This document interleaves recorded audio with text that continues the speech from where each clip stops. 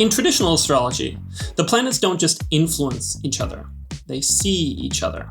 They cast rays across the sky like searchlights, bearing witness to what the other planets are doing, and offering testimony, whether positive or negative, about what they observe. This visual and legal framework for understanding aspects is one of the more fascinating and practical dimensions of the traditional system, and it's what we're covering today. Welcome to our first video on aspects. My name is Geoffrey Ballinger, and I'm a student of traditional astrology. I'm here with Satya Astrology today to tell you more about aspects in traditional astrology and how it connects to the idea of seeing and witnessing.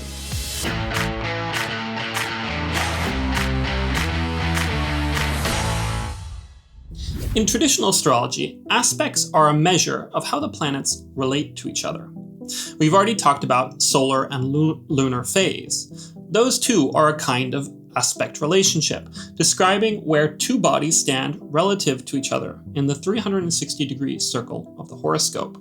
Aspects are the angles that planets make with one another, and those angles create relationships. These relationships can be harmonious or unharmonious, helpful or harmful, or simply indifferent. Many of the terms we'll encounter in the traditional aspect doctrine may be unfamiliar to you if you have some experience with modern astrology. Some, however, will ring a bell. These were transmitted through the Hellenistic tradition and further developed by astrologers in the medieval Islamic empires and in late medieval and Renaissance Europe. One of the key differences between modern and traditional astrology when it comes to aspects is this. Modern astrology tends to think of aspects as blending two or more planetary energies. Traditional astrology is more specific. Take Mercury square Mars. In modern astrology, you might describe this as a combative intellect, a mix of Mars's aggression and Mercury's themes of communication. In traditional astrology, Mars is actively harming Mercury. The faculty of speech is under attack, or weaponized by the martial planet. The result might be slander, false accusation, or betrayal. These are concrete outcomes, not just personality traits. Before going any further, it's worth addressing the concept of orbs. In modern astrology, orbs, or the space in which aspects are valid, are assigned to the aspects themselves. In traditional astrology, however, orbs are assigned to the planet. In the Arabic and medieval tradition, the Sun has an orb of 15 degrees, the Moon 12 degrees, Mars 8, Jupiter and Saturn 9 each, and Mercury and Venus 7 degrees each. In traditional astrology, we're often concerned more about whole sign aspects than degree-based. In Hellenistic astrology, aspects are largely sign-based. That means that any planet in any degree of Cancer is considered square to any planet in any degree of Aries. The exact degrees don't determine whether the aspect exists, but instead intensify existing sign-based aspects as they get closer to the exact degree. This is the whole sign aspect system. That said, out-of-sign aspects are also recognized in the broader traditional system. For example, Jupiter at 2 degrees of Gemini is considered sextile to Saturn at 28 degrees of Pisces, even though the sign of Gemini is not sextile the sign of Pisces. We'll discuss this with examples further as we go. It's also important to note that the aspect doctrine is closely tied to house topics and the nature of the signs. The whole sign house aspects, in particular, build on pre-existing relationships between the signs. Water signs, for example, are naturally in a trine relationship with one another. So, any planet in a water sign is in a trine relationship with any planet in another water sign, regardless of orb. One of the most distinctive features of the traditional aspect doctrine is the idea of visual rays. Many Hellenistic and medieval astrologers were also students of optics, the science of light and sight. And this cross-pollination shaped the language that they used to talk about aspects. They conceived of the aspect relationship as primarily a visual one. The planets look at each other. The terms they used for aspect relationships in ancient Greek and later Arabic meant things like to see, to behold, to witness. In fact, the word aspect itself comes from the Latin term aspicere, meaning to look at. Latin was used in the Renaissance tradition. This visual framework has largely been forgotten in modern astrology, but it was foundational for the ancients. To understand this better, imagine you're standing in the first house of a horoscope, holding a flashlight. You have a direct line of sight to 7 other houses. The 7th house is directly across from you. That represents the opposition.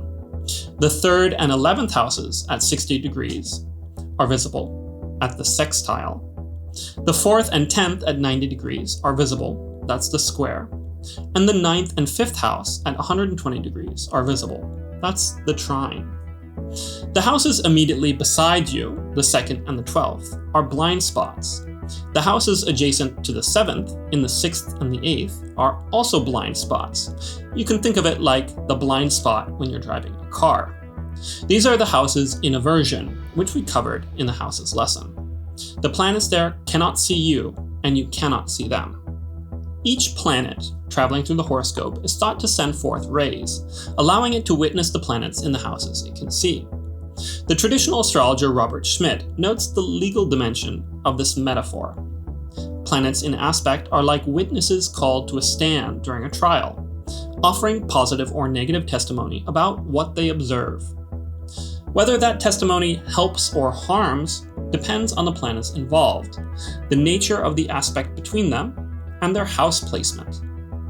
It's also worth remembering that aspects, like any placement, can describe not just the native, but also the important people in their lives: partners, siblings, parents, or children. These, of course, depends on the houses involved. There are 4 main Hellenistic aspects, defined by the shape they make across the chart. First, you have the trine, also known as a trigon, which draws a triangle on the chart. It is a 120-degree relationship and connects signs of the same element. The water signs, Cancer, Scorpio, and Pisces, form a natural trine, as do the fire signs, the earth signs, and the air signs. The trine is tied to the number 3, and it's a symbol of synthesis. This is a sympathetic and helpful aspect, and tends to soften the negative impact of malefics when they are involved. The next aspect, the square, is also called the tetragon. It draws a 4-sided figure on the chart. It is a 90-degree relationship, connecting signs of the same modality. The cardinal signs are connected to each other by square, as are the fixed signs and the mutable signs. The square is tied to the number 4, and it's a symbol of conflict. This is a harsh and unsympathetic aspect, and is particularly damaging if one of the planets involved is a malefic. The next aspect, the sextile, is also called the hexagon because it draws a 6-sided figure on the chart. This is a 60-degree relationship, connecting signs of the same gender. It is tied to the number 6, a symbol of harmony. Traditional astrologers considered it to be not destructive, but relatively weak and ineffective. It's less powerful than the trine and not likely to make a huge impact on the chart, though it was generally thought to be mildly positive. The last aspect is the opposition, also known as the diameter, which draws a straight line across the chart. It's a 180-degree angle and connects opposite signs, such as Aries and Libra. Opposite signs share the same modality and gender, but have different elements. The opposition is tied to the number 2, a symbol of duality. It's generally an adversarial or competitive relationship, made worse if one of the planets involved is a malefic. Think of it like a tug of war. The term perfection refers to the moment when an aspect reaches its full culmination, when 2 planets arrive at the exact degree of their aspect. Approaching perfection means the planets are moving toward that exact angle, intensifying their relationship. Separating means they have passed it, and the relationship is waning. The concept of perfection is particularly important in horary astrology, or the astrology of questions, when astrologers track the movement of planets to mirror events unfolding in the world. In natal astrology, the closer to an exact point an aspect is, the more powerfully it expresses itself in the native's life. Any planet in a sign that aspects another sign is already in a relationship with planets in that sign, but that relationship reaches its peak at the exact degree. The conjunction was not classified as an aspect in traditional astrology, since it doesn't create an angle. However, it's still a significant relationship, referred to as copresence or assembly. Rather than one planet witnessing another, copresence represents a commingling of significations. Here, two or more planets are focused on the same area of life simultaneously, because they inhabit the same sign and house. It is tied to the number 1, a symbol of unity. It begins as soon as two planets enter the same sign and intensifies toward the exact conjunction. Benjamin Dykes compares two planets in the same sign to two employees in the same company. They may be in different departments and have different daily tasks, but they are working toward the same overarching goals. We've already talked about the concept of aversion in the episode on the house system. In the aspect doctrine, aversion generally describes the relationship, or rather non-relationship, between signs and planets that cannot see each other. In modern astrology, the 30-degree angle, or semi-sextile, and the 150-degree angle, or quincunx, are considered aspects. In traditional astrology, however, both of these are aversions.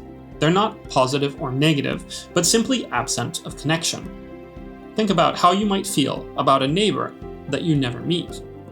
Take the relationship between Aries and Virgo. They share no common ground. They are different elements, different modalities, different genders. Planets located in these signs cannot see each other, and therefore cannot offer testimony about each other's significations. They neither support nor hinder one another. The relationship is completely blind. The Hellenistic astrologer Paulus described planets in aversion as disharmonious. He wrote that they can bring about enmities and factionalism, separation and exile, a clear metaphor for planets that cannot see each other. Now, to better understand why the aspects have the natures they do, why the trine is benefic and the square is malefic, traditional astrologies turned to a handy teaching tool. This is the Thema Mundi, or nativity of the world. It's a theoretical chart thought to represent the moment of creation, and serves as the foundation for the entire system of aspects. As you can see in the figure, Cancer is the ascendant with the moon placed in its domicile, and Leo is the second house, with the sun placed in domicile there. The placement of the other planets follows from their domiciles, so that they form aspects to the luminaries that emphasize their natural relationship and the nature of those aspects. Mercury rules Gemini and Virgo, the 12th and 3rd houses in this chart. Both are in aversion to the luminaries. This mirrors Mercury's neutral nature. It is neither inherently benefic nor malefic. Venus rules Taurus and Libra, signs that form a sextile to Cancer and Leo respectively. The lesser benefic, naturally, forms a minor positive aspect to the luminaries. Next, Mars rules Aries and Scorpio, signs that form a square to the luminaries. The lesser malefic provides the basis for the malefic nature of the square. Next, Jupiter rules Saturn and Pisces, signs that form a natural trine to the luminaries. The greater benefic thus lends the trine its largely positive nature. Lastly, Saturn rules Capricorn and Aquarius, signs in opposition to Cancer and Leo. The greater malefic provides the basis for the adversarial and difficult nature of the opposition. The Thema Mundi thus gives us the underlying logic of the whole aspect system. The benefics are associated with harmonious aspects to the luminaries. The malefics are associated with tense or opposing ones. Spatial direction also matters in the traditional aspect doctrine. Planets cast their rays both forward and backward through the zodiac, and the direction makes a difference in how the aspects are interpreted. The planets move counterclockwise through the signs along the ecliptic. A sign to the right of a planet is one that has already passed through. a sign behind it. A sign to the left is one it is moving toward, ahead of it. Keep that in mind as we work through several examples. Let's start with the Sun in Leo. As you see in this figure, the Sun forms a right-hand sextile with Gemini, a right-hand square with Taurus, and a right-hand trine with Aries. It forms a left-hand sextile with Libra, a left-hand square with Scorpio, and a left-hand trine with Sagittarius. The opposition, Aquarius, is neither right nor left. Traditional astrologers will often use the Latin terms Dexter, which means right, and Sinister, which means left. Dexter, or right-sided aspects, are generally considered more powerful because the aspecting planet rises and culminates first. Sinister, or left-sided aspects, are considered less powerful.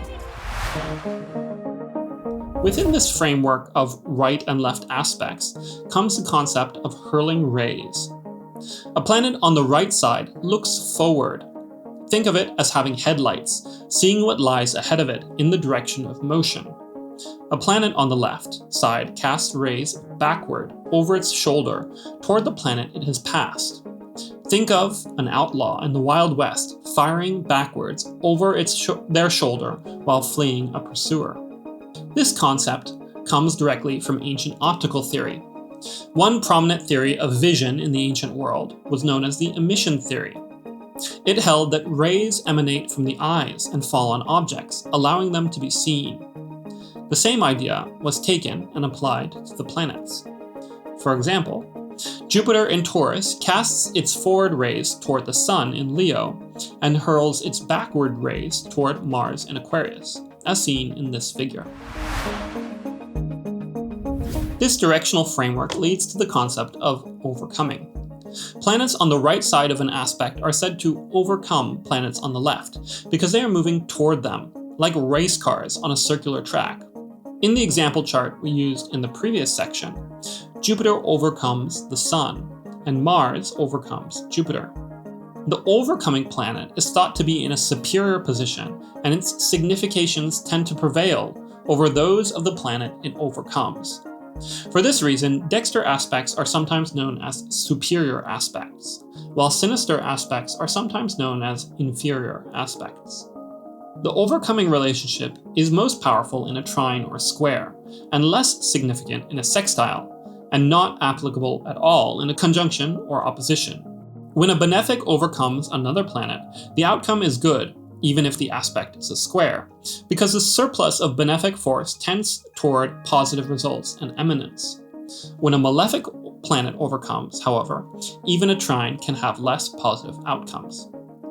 The right-sided square deserves special mention. It is known by the Greek term epideketis, literally meaning lying upon the 10th, or the 10th house from. This term, however, is often translated as to dominate or decimate. The Dexter square was considered a particularly potent and destructive aspect. For example, if Mars in the 7th house forms a right-sided square to the Moon in Cancer in the 10th house, the Moon is overcome with such force by Mars that its significations can be completely destroyed. Beyond the aspect relationships we've discussed, planets can also interact based on the innate sympathies of the signs they occupy, independent of any direct aspectual connection. These sign-based sympathies are worth knowing because they can often mitigate the difficulties of aversion. They create a connection even when no direct line of sight exists between two planets. When there is already an aspect, these sympathies can further intensify it.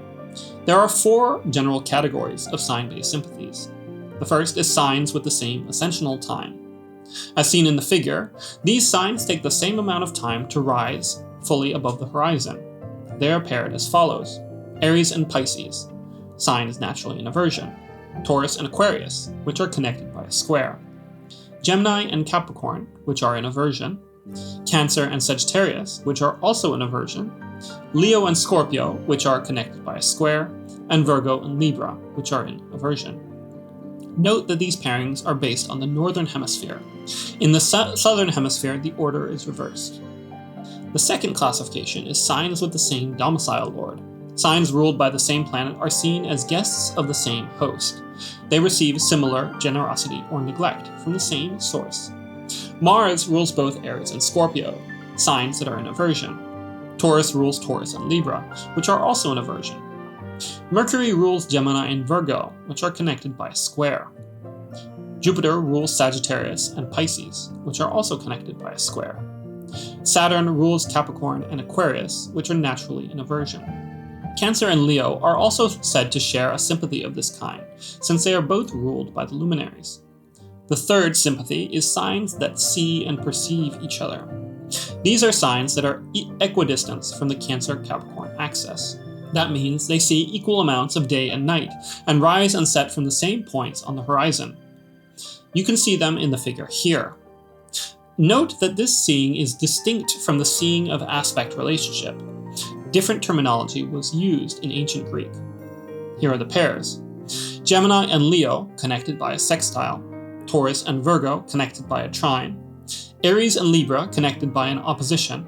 Scorpio and Pisces, connected by a trine. And Sagittarius and Aquarius, connected by a sextile. The last sympathy is signs that command and obey, as seen in the figure here. These signs are equidistant from the equinoctial axis of Aries and Libra, but are in opposite hemispheres. Signs in the summer hemisphere are thought to command. Signs in the winter hemisphere are thought to obey. The pairs are as follows. Taurus commands Pisces. They're connected by sextile. Gemini commands Aquarius. They're connected by trine. Cancer commands Capricorn. They are in opposition. Leo commands Sagittarius. They're connected by trine. Virgo commands Scorpio. They're connected by sextile. And Aries commands Libra. They're connected by opposition. Not all astrologers agree whether Aries and Libra belong in this category. Some grant Aries a commanding position because the days are lengthening when the sun is in Aries and shortening when it is in Libra, but it remains a point of debate. Now that we've covered the structure of the aspect doctrine, let's talk about how to actually interpret them in a chart. As we've seen, each aspect has its own essential nature, just as each planet does. But no aspect should ever be read in isolation. The final judgment of any aspect will depend on a range of other factors. First, you'll look at the sect status of the planets involved, the gender of the zodiacal signs in which they are located. You'll look at whether each planet is essentially debilitated or dignified.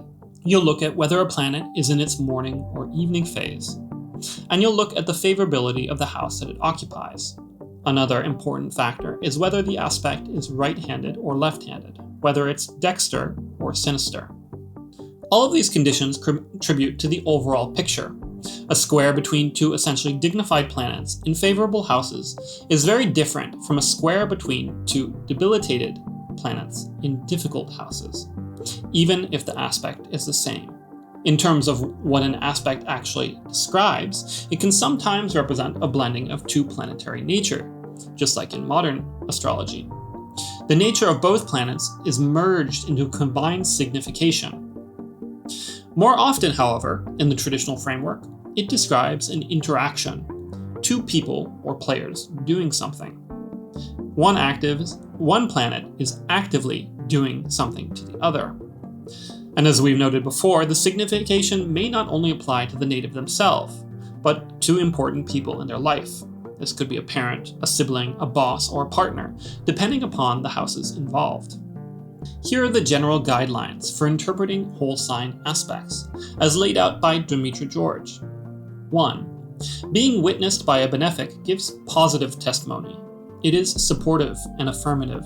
It says yes to the planet's significations. 2. Being witnessed by a malefic gives negative testimony. It is obstructive and negating. It says no to the planet's significations. 3. Being witnessed by a trine is supportive, helping a planet bring forth its most positive qualities. A benefic witnessing by trine enhances a planet's best indications. A malefic witnessing by trine is still a malefic, but it is less harmful than it would be through a harder aspect. 4. Being witnessed by a square or opposition is not supportive. It blocks a planet's positive significations. A benefic witnessing by square or opposition does not actively harm, and may in some cases still offer help. A malefic witnessing by square or opposition, however, is destructive, and may amplify a planet's negative significations. 5. Being witnessed by a sextile is mildly beneficial, but does not have a strong impact. It is sympathetic, but provides limited support. 6. Copresence with a benefic is beneficial. Copresence with a malefic is not. 7. Planets in their own signs of rulership bring forth better outcomes, even when they are involved in squares or oppositions.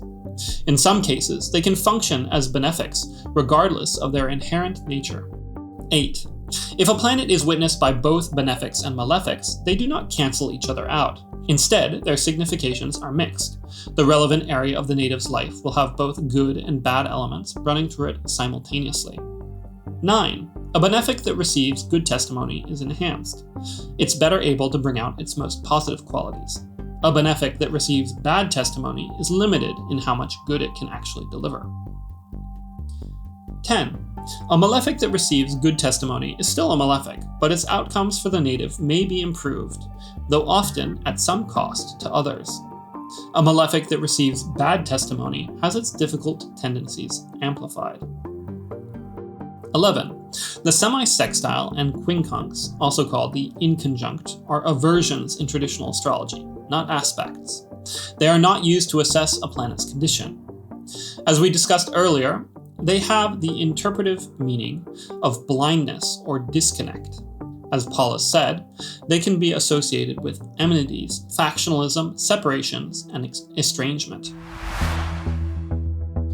Now that we have the basic framework, let's look at some examples. In this section, we'll analyze how the benefics and malefics influence the luminary in a few example charts from figures we've seen before. This will tell us a lot of things about the father and mother in each person's life. First, let's start with the sun in Charles Dickens' birth chart, which you can see here. The sun is at 17 degrees of Aquarius. It's in detriment and placed in the 6th whole sign house, a weak and difficult house associated with illness, labor, servitude, and misfortune. By aspect, the sun receives a whole sign trine from Jupiter in Gemini, so there is benefic testimony. That means Jupiter says yes to the sun and offers some protection. However, it's an inferior or left-sided trine, and Jupiter is not strong enough to fully rescue the sun from its poor condition in Aquarius and the 6th house. Importantly, the sun is not witnessed by Venus or by malefics. So, the father's significations are not sharply attacked, but they are still weak, diminished, and somewhat fallen. This mirrors the actual situation of Charles Dickens' father. John Dickens, who was not a powerful or stable paternal figure, was financially troubled, a man whose debts led to his imprisonment in Marshalsea. This instance forced young Charles into hard labor at a blacking factory at an early age. Now let us turn to the moon in Charles Dickens' chart. The moon is at 12 degrees of Sagittarius in the 4th whole sign house, and it is witnessed by both benefics. Jupiter forms an opposition, and Venus forms a square. Because Jupiter and Venus are both benefics, their testimony is not destructive. They do provide support, allowing for pleasure, abundance, and emotional richness for the moon. But the aspects themselves are difficult, since the moon is opposed by Jupiter and squared by Venus, so the help comes with tension, excess, and dissatisfaction. Jupiter is also in detriment and retrograde in Gemini, so its opposition to the moon can show abundance mixed with instability, as well as exaggeration and poor judgment. This fits with Dickens' home life. His family enjoyed music, socializing, merrymaking, and the comforts of life. But they also suffered from extravagance, which led to debt and disorder. Since the moon is in the 4th house, it can also describe the father, and here it shows John Dickens as a jovial, expansive, and entertaining man, but also excessive and financially careless. The square from Venus adds another element. Women, affection, and pleasure are present, but because of the difficult aspect, they become emotionally complicated. This could reflect Dickens' painful memory of his mother, who wanted him to continue working at the blacking factory. This was an experience that shaped his later emotional life and his complicated portrayal of women in his many works of fiction. Now let's look at the sun in the chart of Copernicus. As you can see here, the sun is at 10 degrees of Pisces in the 7th whole sign house. It is witnessed by both Jupiter and Saturn. Saturn in Gemini casts an inferior square to the sun, showing obstruction, delay, hesitation, and difficulty around the sun's significations. Jupiter in Sagittarius casts a superior square to the sun, and because Jupiter is in its own domicile, the greater benefic gives powerful positive testimony. So, even though both aspects are squares, they do not produce the same result. Saturn delays, but Jupiter ultimately supports and elevates. This matches Copernicus' life very well, because his great work on the revolutions of the heavenly spheres was delayed for decades before publication. Saturn in Gemini shows this long hesitation and a fear around making his ideas public. Jupiter's superior testimony, however, shows the eventual help that he received from prominent friends. In the end, Jupiter prevails. The work is finally published, and the sun in the 7th house gains public visibility through the support of important allies. Now, let us turn to the moon in the chart of Copernicus. The moon is at 5 degrees of Sagittarius in the 4th whole sign house, closely joined to Jupiter in its own domicile. This is a very strong benefic testimony, because copresence with Jupiter supports the moon and provides elements of wisdom, faith, learning, and a connection to religious institutions. The moon is also witnessed by Venus through a trine from Aries, adding further support, refinement, and intellectual pleasure. Saturn in Gemini opposes the moon, so there is still obstruction and tension, but the greater malefic does not fully overcome the moon's favorable condition. This fits Copernicus' life. He was deeply tied to the church, not as a bishop, but as a canon of Frombork Cathedral, and most of his life was lived within a religious and scholarly institution. The strengthened 4th house moon also reflects his ability to see the hidden structure of the heavens, leading him to outline the heliocentric model in his early little commentary. Finally, the moon's trine to Venus in the 8th house can be connected to his interest in money and economics, and later to the controversy surrounding his housekeeper, Anna Schilling. Here, Venusian matters become entangled with 8th house complications. Now, let us look at the sun in the chart of Petrarch, which you can see here. The sun is at 4 degrees of Leo, in its own domicile. Before we even look at the aspects, we can see the sun is already in a strong essential condition. By aspect, the sun is witnessed by Saturn through a close inferior sextile from Libra, and by Venus through a superior sextile from Gemini. According to the traditional system, the sextile is mildly benefic and sympathetic, but here it becomes more meaningful because both planets are already in good condition. Saturn is exalted in Libra and in a favorable phase, so its testimony does not crush the sun. Instead, it lends discipline, seriousness, classical learning, and endurance. Venus, as a benefic in a superior sextile, adds grace, poetic charm, praise, and public admiration. This fits beautifully with Petrarch's life. His strong Leo sun shows fame, honor, and visibility, while Venus lends poetic beauty, and Saturn signifies a devotion to ancient texts and old wisdom. Through this combination, Petrarch became a celebrated poet.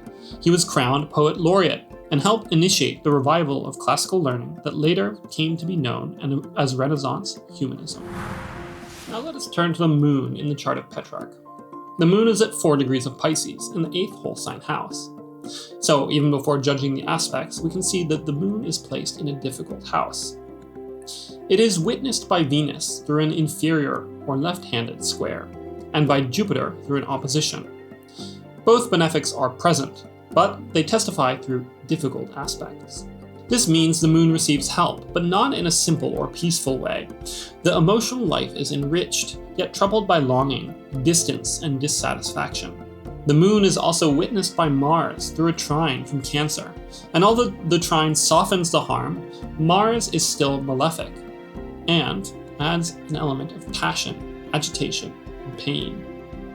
This matches Petrarch's famous longing for Laura, where love became an 8th house experience.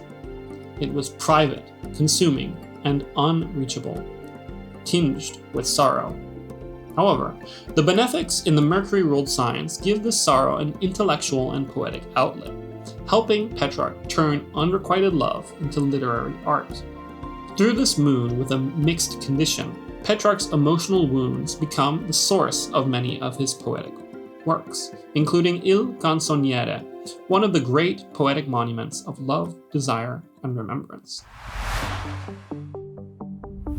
Next, we can take a look at the birth chart of Tilak. The Sun, in Tilak's birth chart, is at 0 degrees of Leo, in the first whole sign house, in its own domicile, so it's already very powerful.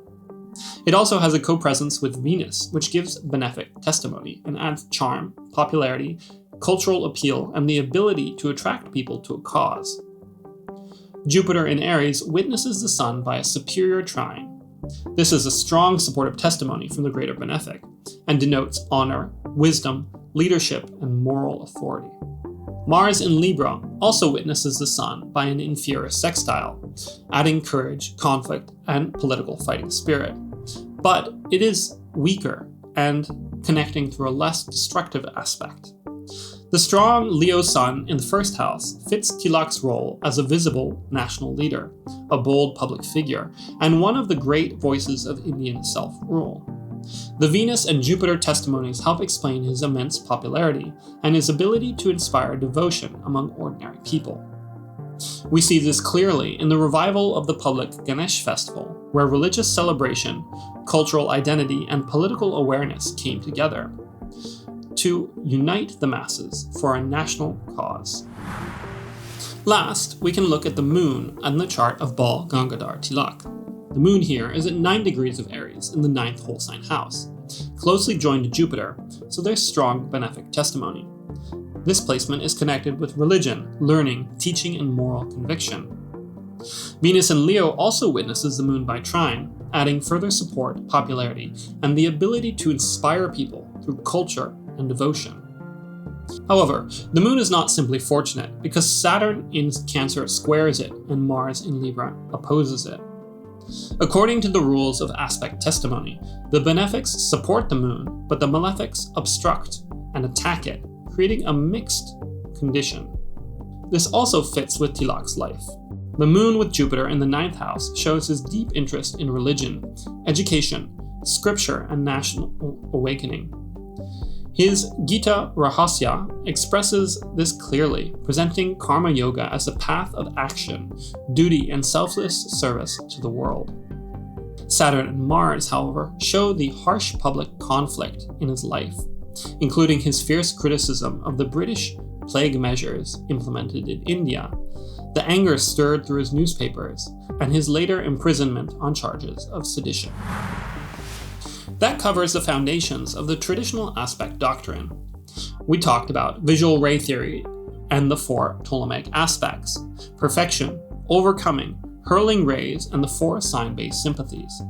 It's a rich system with a lot more depth to explore. Hopefully, this lesson has given you many more tools for understanding how planets in a chart interact, and we'll discuss even more in the future. But first, here's a question to try before the next session. Pick any 2 planets in your birth chart that are in aspect. Which one is on the right side, and which is on the left? Does one overcome the other? And if so, is the overcoming planet a benefic or malefic? What does that tell you about their relationship, and how it plays out in your life? Leave your answer in the comments, and I look forward to hearing more from you. See you next time in our next lesson.